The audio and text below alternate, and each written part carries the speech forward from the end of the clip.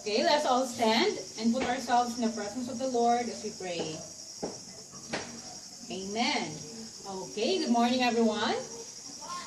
You may take your seat.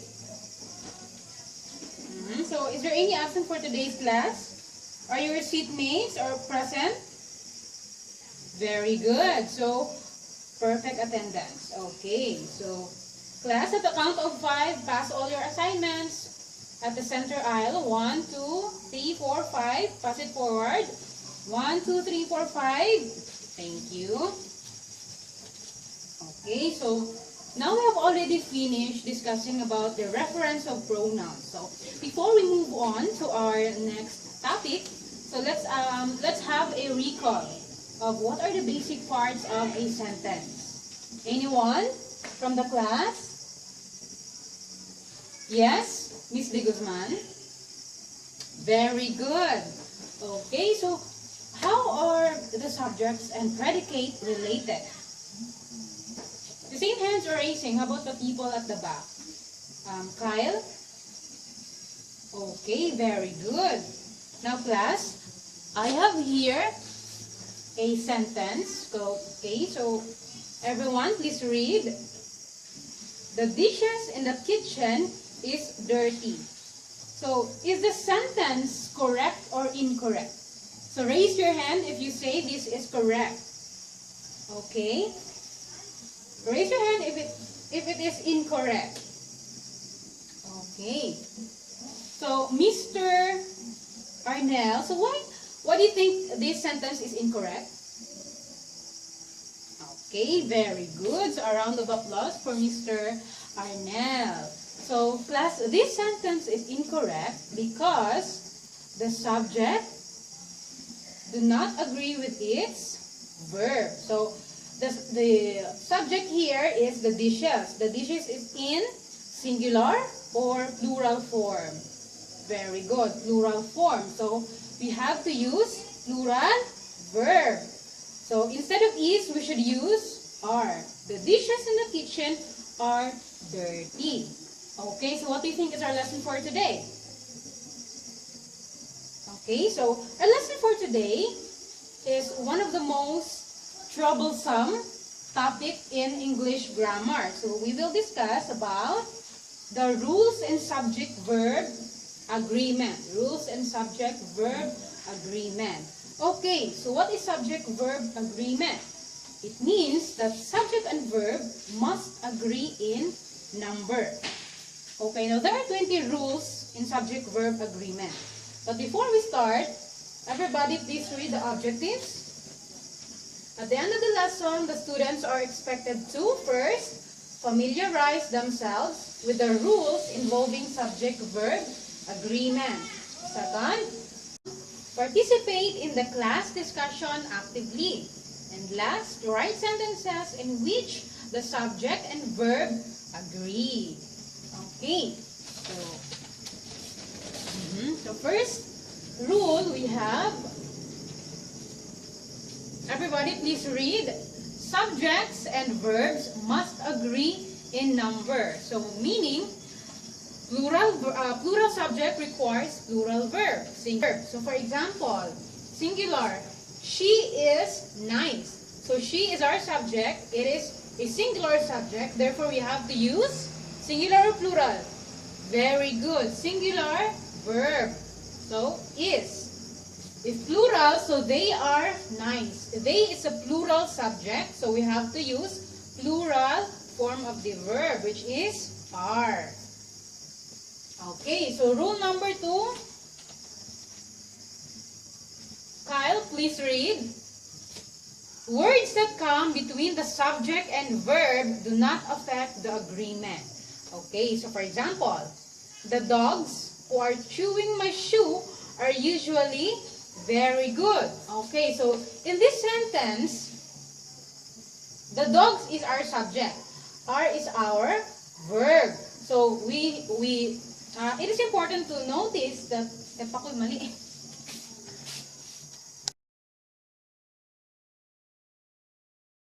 Okay, so rule number 6. Kyle, please read. Compound subjects connected by and use a plural verb.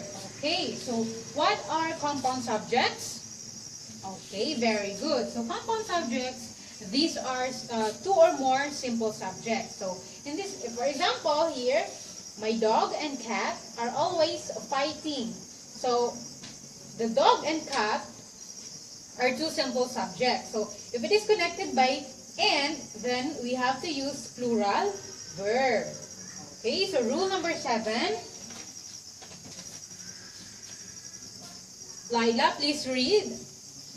If two subjects are separated by and, refer to the same thing, the verb is singular. Okay, so for example, egg and bread is my favorite breakfast. So here, egg and bread, these are two subjects. So these two subjects refer to one thing, which is breakfast. That is why we have to use simple or singular form of verb. So is. Okay, are you following?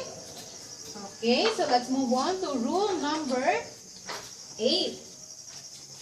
Okay, so Christine, kindly read. If both subjects are singular and connected by or, nor, neither, nor, either, or, and not only but also, so the verb is singular. So for example, Sylvia or Sonia has stolen my new pen. So according to the rule, if both subjects are singular, so Sylvia is singular, Sonia is singular, and it is connected by or, nor, etc. So we have to use singular verb. Okay. Are you following that, class? So if both subjects are singular and is connected by or, nor, neither, nor, either, or, not only but also, so you have to use singular or plural verb. Very good. Singular verb. Okay, let's move on to rule number 9. Everybody, please read. If both subjects are plural and connected by the words or, nor, neither, nor, either, or, and not only but also, so the verb is plural. So the same with rule number 8. So if both subjects are plural and connected by this or, nor, neither, nor, so we have to use plural verb. So for example, cookies or brownies are nice treats for your teacher. So cookies is plural, brownies is plural. So these two subjects are connected by or, so we have to use plural form of verb. Rule number 10. Okay, so if one subject is singular and one is plural and are connected by the words or, nor, neither, nor, either, or, not only but also, use the subject that is nearest to the verb. For example, either my brothers or my sister has sent me a present. So in this sentence, we have two subjects, right? My brothers and my sister. So all you have to do is to look for the closest or the nearest subject to the verb, which will serve as your reference as to what form of verb to be used. So for example here, the nearest subject to the verb is my sister. My sister is in the singular form, that is why we have to use singular verb, has. Okay, are you following? Are you with me, class? Okay, so rule number 11. Everyone, kindly read. Units of measurement usually use a singular verb. Okay, so for example, 6 gallons of paint was used on the house. So our subject here is 6 gallons. 6 gallons is an example of unit of measurement. Okay, so we have to use singular or plural. Very good. You have to use singular verb. Okay, so Nelly, can you give an example in rule number 11? Very good. Okay, so rule number 12. Everybody, please read. collective nouns usually take a singular verb. Okay, for example, the class was ready for the test. So, bear in mind, class, that collective nouns refers to a word that indicate a group of individuals or things. So here, our subject is class. Class is an example of collective noun because class refers or indicates a group of students. So although it may seem plural because it composed of several or a number of students, but we have to see or treat this subject or nouns as a whole. So we have to use singular or plural. Very good. Singular verb. Okay. Rule number 13. So titles of books, movies, novels, etc. are treated as singular. So it is very clear. So example, Trolls is a movie starring Anna Kendrick. Okay, so can you give me an example of example of sentence for rule number 13, Anna? Very good.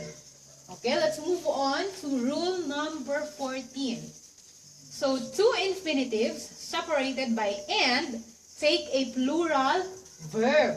Okay, for example, to run and to read are my two favorite free time activities. So the subject, to run, the infinitives to run and to read, to read. So these are our subjects. So we have to use singular or plural. Very good. So we have to use plural. Okay, rule number 15. Gerunds alone take a singular verb. Gerunds linked by and take a plural verb. Okay, by the way, what is gerund? Gerund is the ing form of a verb that functions the same as a noun. So here, for example, meditating is good for your soul. So meditating here is our gerund. This is our subject. So according to the rule, gerunds alone take a singular verb. So meditating is good for your soul. Meditating is our subject. Therefore, we have to use singular verb. How about example number 2? Jogging and dancing are my hobbies. So according to the rule, gerunds linked by and take a plural verb. So in example number 2, we have two gerunds, jogging, linked by and, then dancing. So we have to use plural verb. Okay, very good. Next, we have rule number 16. So if the words each, every, or no come before the subject, the verb is singular. Okay, for example, no smoking and drinking is allowed. Okay, so here, the word no comes before the subject, which are smoking and drinking. So we have to use singular verb. Okay, are you following? Okay, very good. Rule number 17. So most indefinite pronouns take singular verbs. So what are these indefinite pronouns? For example, someone, anyone, no one, something, nothing, anybody. So class, bear in mind that not all indefinite pronouns take singular verbs, but most of them. So example, everybody wants to be loved. So here our subject is everybody. So this is an indefinite pronoun. So we have to use singular verb, which is wants. However, here in rule number 18, so these are also example of indefinite pronouns. Both, few, many, others, and several take a plural verb. So these indefinite pronouns, so they require plural verb. For example, few were left alive after the flood. So our subject here is few. We have to use plural verb, which is were. Okay, very good. So we're almost done. We have in rule number 19. So when the subject is all, any, more, most, none, or some, you must look at the object of the prepositional phrase to determine whether it is singular or plural. Okay, rule number 20. Only the subject affects the verb. So, whatever words or phrases that come between the subject and the verb, so you have to disregard those words or phrases because the verb will only be affected by the subject. Except if your subject is all, then that is the only time that you will refer to your object of preposition in your phrase. So as your reference to what form of verb to be used. Okay? Okay, so any clarification? Any questions? Okay, so now I will group you into two groups. So this side will be group 1 and this side will be group 2. So all you have to do, I have here an activity sheet, and all you have to do is first, you have to underline the subject in each sentence and encircle the verb. Then after that, you have to explain whether the sentence is correct or incorrect, or whether the subject and the verb agrees in number. So for example, so here, Trolls is a movie starring Anna Kendrick. So if your answer, so you have to explain that the subject and the verb agrees in number because Trolls is an example of, Trolls is the title of the movie, and according to rule number 13, if the subject is the title of books, movies, etc., so you have to use singular verb. So, clear?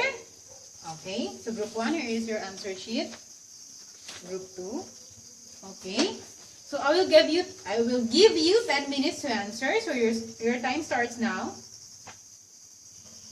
Okay, so your time is up. So at the count of 5, pass all your papers. 1, 2, 3, 4, 5. Late papers will not be accepted. Okay, so thank you. So I hope, class, you understand the lesson well, or at least familiarize some of these rules, because it will greatly help you in the future.